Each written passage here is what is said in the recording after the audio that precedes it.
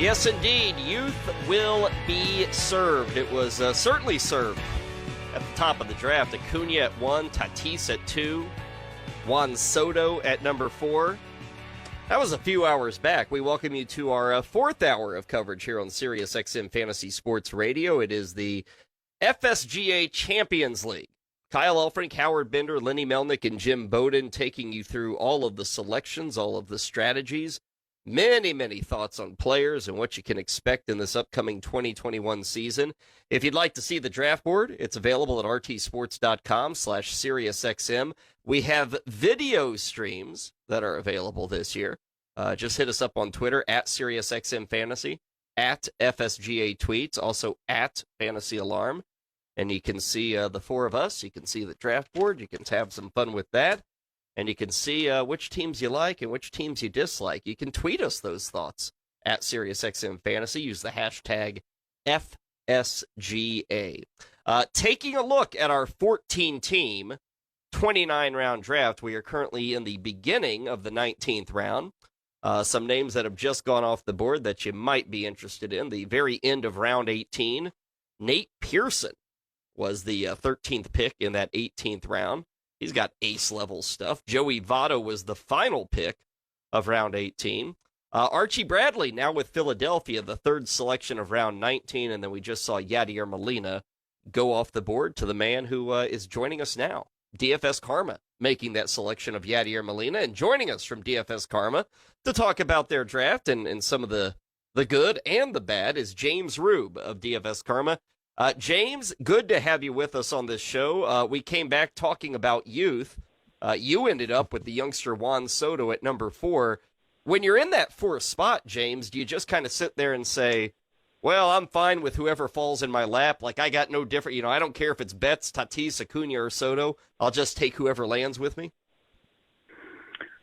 Hey guys, great to be on tonight. Yep. So that was our thought process when we were selecting our draft spot. Was we had the choice of where we wanted to go, and we decided to go with that fourth spot because we were pretty comfortable with any of these four guys falling to us. I heard you guys talking about it earlier. It definitely feels weird passing up Mike Trout there at 4, and it was definitely a discussion that we had. But just felt like going with the younger player. Potential breakout there for Juan Soto. I mean, we've seen what he can do. If we can get a full season out of him, just the production in the home run category, home runs and average, that combination was tough to pass up there at 4. Yeah, and there's no doubt. And what I like is what Juan Soto told Dave Martinez, the manager, over the weekend, is one of his goals this year is to steal bases. And if that's the case in fantasy, we know Trout's not going to steal anymore. So that certainly, I think, bodes well. And I think he's the Ted Williams of this era, so you can't argue with that. You took pitchers with your next 2 picks, Aaron Nola, Clayton Kershaw. Kind of a surprise that Kershaw fell around 3 for me, but take us through your thinking of why 2 starters and passing up guys like LeMahieu and Rendon and Jimenez and Bogarts and the guys you passed up.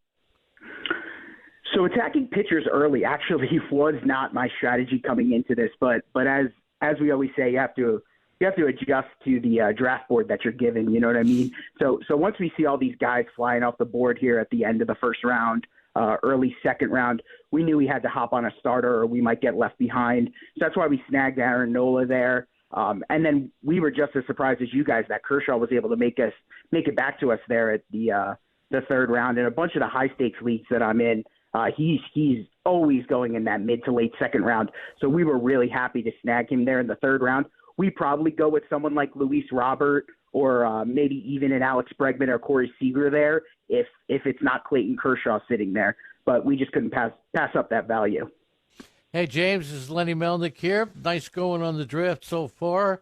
Randy Arozarena, one of my favorite names in Major League Baseball, the playoff hero who made a name for himself during the playoffs, but will he make a name for himself during the season? Would you be surprised if he was a disappointment? So that is something I'm battling here with this fifth round ADP of Arozarena. That's actually a question I'd love to ask you guys. Just do you guys think that the playoff performance is kind of driving up his ADP? I mean, I really, really like him as a young player, but do any of you guys believe that he's getting driven up because of that playoff performance. I kind of feel like a little bit. I feel like he might be like a 6th, 7th round player, but when we have young talent like we saw in the playoffs explode like that, I mean, I want to jump on the opportunity to invest early and often in him. Yeah, I can give you my opinion, which is I think the 5th round's where he belongs. I mean, I thought people would reach for him even more because what he did in the postseason was ridiculous. But, I think he and Trent Grisham are both 5th round guys. And that's the other guy. That's the other guy I had. It was between those two, whoever fell to us there. That's who I was going with. And I think they're very similar. I like Arozarena better because I think he's going to hit better pitching than Grisham is. But for fantasy, I like them both in the 5th round. I wanted to ask you, there's some picks I really like that you made. Lourdes Gurriel in the 8th round. I think he's 30-100. Trey Mancini, round 12, coming back from cancer. But from your opinion, just your opinion on your draft, who was the guy that is the most undervalued player that you took, and who's the one player that you just reached for because you wanted him? That's a great question. The guy that I feel like I may have reached on a little bit early is Tommy Edmond, and the mistake that I feel like we made was we were really targeting Carlos Correa. We wanted him on our roster. I felt like he was going to fall back to us here in the 9th round, and we're in probably one of the best drafts that's going to go on this offseason, and so a sharp draft like that, he didn't make it back to us. So I did feel like I had to reach on Edmond there just to kind of get a utility player there in the middle of the infield. So that was a guy we reached on. A guy that I'm happy that fell to us is Monty Grandall. I feel like the catcher position and starting 2 in this league, of course, I feel like we got a great value there with him falling to us. Catchers were falling quite a bit with Real Muto going in the 5th round. Heard you guys discussing earlier. I do agree as well that the 5th round was a good landing spot for Real Muto. And anything before that, you're just giving up way too much by going catcher that early. So I was really happy that we got Grandal there, and kind of disappointed that we missed on Correa and then reached on Edmond a little bit. Well, James, we've been spending a good portion of the night talking about innings this year with the 900 innings minimum and the fact that many pitchers won't be going over 130, 140 innings. I got to say, I'm a little concerned about your team with Aaron Nolan, Kershaw, no problems there. But then Montas, who's got the COVID, Kluber, who we don't know what he's got. Aaron Savali could be a nice pitcher, but I'm not too sure about the innings. Where do you expect to get the innings from? So I was hoping that some of these guys would fall to me. Pitching just keeps flying off the board here. Even in the later rounds, we see these guys coming off Tommy John and stuff like that. I mean, they're all going above ADP expectations, which is expected here in an expert league. I feel like I've got some sneaky pitchers here in the later rounds that I can load up on. We're definitely going to be needing a lot out of Nola and Kershaw for sure. Montes, I'm not too concerned about him coming off the COVID list. Obviously, every athlete is reacting differently to those symptoms and whatnot and how it affects them. But hopefully, I mean, he's gotten it early enough to where he can recover and, have a good spring training and be out there for us to eat up some innings. Because he is a guy, when fully healthy, he can eat up some innings for us. But right. that entire 14th round, all of those pitchers who went there were all on my radar. And I was hoping to double tap both of them, in the 14th, 15th with 2 of them. I was really hoping Nick Anderson made it there. And then I was hoping I needed that one pick. I was going to go Dustin May and then maybe get Montas or Stroman on the way back. But all those guys right in there were exactly who I was targeting.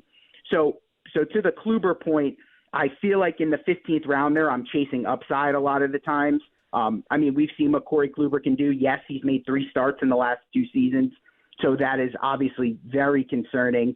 But I think at that point of the draft, we're kind of chasing upside, and I can get some innings fillers and work the waiver wire over the course of the season and get those 900 innings that we need to gain points at all of our positions. He is with DFS Karma, JRueb, joining us here on our coverage of the FSGA fantasy draft that is ongoing right now. They are in the 20th round. He started things off with Juan Soto, big names like Nolan, Kershaw, Biggio. picking up Tommy Edmond, as he noted. He's got both his catchers, Molina and Grandal, and then triple pitchers, 14, 15, 16, Montas, Kluber, and Savali, all going to James and his crew with DFS Karma. James, thanks for the time. Good to hear from you, and good luck in 2021. Thank you guys for having me on.